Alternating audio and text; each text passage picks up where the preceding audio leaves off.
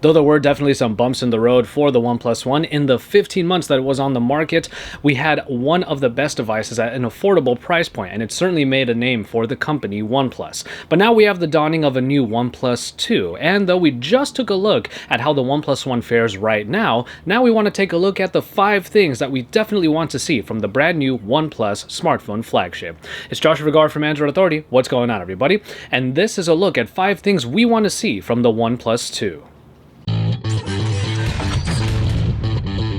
Now, it's important to note right now that we already have a bunch of rumors and even some confirmed specifications and information on the OnePlus 2, and you can see all of those in another video and on a post at androidauthority.com. So a couple of the things you're hearing in this video of the 5 things we want to see from the OnePlus 2 might already have been said before, but still, here are the 5 things we want to see.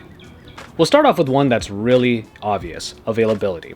Now, the OnePlus One had an invite system that might be considered the butt of some jokes for a number of people, especially when the word OnePlus comes into conversation. But the reason for that is because a lot of people pined over the OnePlus One and availability just didn't meet the demand. Now, while it might have been a very good move for OnePlus to create an invite system to cover the supposed demand, what they didn't count for was the fact that it was in such high demand and they just didn't have enough devices to send out. This year, however, we're going to have a OnePlus 2 with a different invite system. Now, what we've been told is that there are going to be 30 to 50% more devices available so that the demand can be met. But with the buzz that the OnePlus One was able to create in the last year or so, the OnePlus 2 might just have even higher demand, and hopefully OnePlus will be able to cover all of that. Couple that with the fact that if the OnePlus 2 is available in even more markets, then it just might be the flagship killer that it has always setting out to be. But what about when we get the devices in our hands? Well, that's when we start off with design. When it comes to design, the OnePlus One did one thing really well. It differentiated its look and its feel from other devices in the market. And that's a pretty good move already, but we would love to see even more to make the OnePlus 2 differentiate itself in terms of design. And even then, in terms of size, we already saw a leak that perhaps the OnePlus 2 is going to be a little bit smaller in footprint overall than the OnePlus One. Hopefully the screen is still about the same size, but if the footprint is even smaller, then that makes handling even better, and that's always a plus for us. The OnePlus One, though, did have style swap covers if you wanted to change the look of your device, and in my case, I did get the bamboo style swap cover. Unfortunately, the entire style swap line was nixed, mostly because of quality assurance issues, which we'll get into even more a little bit later. But luckily, the people over at OnePlus have already said that they realized what the pitfalls were behind the style swap program, and they will have more available for the OnePlus 2, all of which will be able to work without any instances of people saying that it's not working for them. But now we get underneath the surface and we talk about software. Software on the OnePlus One was created by Cyanogen, but unfortunately the relationship between OnePlus and Cyanogen really broke down in the span of the OnePlus One's lifetime. And because of that, OnePlus had to create their own operating system and also create one that would be available for the OnePlus 2 at its launch, and that was called Oxygen OS. Now at version 1.0 for the OnePlus One, it is based on an earlier version of Lollipop, version 5.0.2. And unfortunately that was only the start of the problems with Oxygen OS. Installation on the OnePlus ended up being a little bit cumbersome. And if you already had Cyanogen 11S on there, you would update to 12S. So a lot of users just felt like they could keep it already. But now with Oxygen OS, we have a much more bare bones version of Android, about as stock as it could possibly get, with only a few OnePlus centric features that are baked in. Hopefully the OnePlus 2's Oxygen OS is going to have even more features baked in that will allow it to differentiate itself from the rest of the software available in the market now, especially stock Android, because if it just feels way too vanilla, then that's just not really the way OnePlus should be doing it.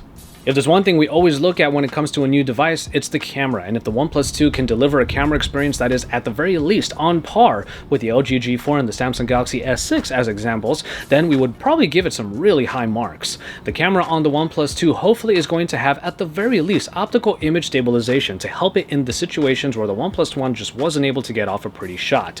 And that was mostly in situations where you had less than ideal lighting. Otherwise, the OnePlus One camera was mostly alright, especially for its time, but now we are in 2015, a year that we've seen a lot of smartphones, especially the high-end ones, really bang out some awesome camera experiences. And if the OnePlus 2 is to really put itself among the best flagships out there, this is where it has to deliver. Which brings us to the final thing we really want to see from the OnePlus 2, and that's better QA. QA meaning quality assurance. If there's one thing that we really publicized on Android Authority, and it was found across the interwebs, was that when the OnePlus One was being sent out to a lot of users as the invite system was finally rolling out devices, a lot of people opened up their boxes only to find problems with their devices. They would turn on the phone, have tint issues on the screen, have some touchscreen issues, and even some quality assurance on the actual build themselves of their phones was just sort of off. So quality assurance is probably one of the biggest things that OnePlus needs to fix for the OnePlus 2, especially if their demand is going to be even more than the OnePlus One and a lot more devices are going to be making it into users' hands. Especially since the Snapdragon 810 is going to be what powers the OnePlus 2, it's definitely on the company to make sure that the problems that have been publicized about the 810, mainly overheating issues, are not going to be problems that their users end up having with their new flagship smartphone. There are also some instances and reports of customer service being not so responsive when it comes to OnePlus One issues. So if OnePlus can be quick and helpful with OnePlus 2 issues, then they probably will have an overall experience that is the one to beat for their OnePlus 2. So everybody, thank you so much for watching, and I hope you enjoyed this video looking at the 5 things that we're waiting for in the OnePlus 2. We are literally just about even 48 hours away from the launch of the OnePlus 2, and I will have that phone in my hand and bring you all of the great coverage of it in our first looks and some quick versus quick looks as well. We know that there are some features that were already being leaked and probably even reported on by OnePlus themselves, like the fingerprint scanner and whatnot, but really what we're looking for in the OnePlus 2 is just an experience that is made even better from the one that we had in the OnePlus One.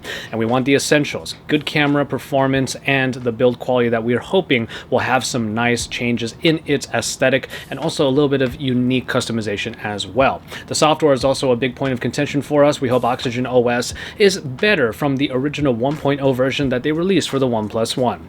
So keep it tuned here for all of the coverage of the OnePlus 2, and we hope that you keep it tuned here. So remember to subscribe to our channel if you haven't already so you can keep up with all of that, and then look at all of the content from my friends in Android. Also take a look at our OnePlus One Now video so you can see how the OnePlus One fares now compared to the flagships that we have coming out here in 2015 before the OnePlus 2. And then finally, listen to the Android Authority podcast every single week and head on over to AndroidAuthority.com and our forums because we are your source for all things Android.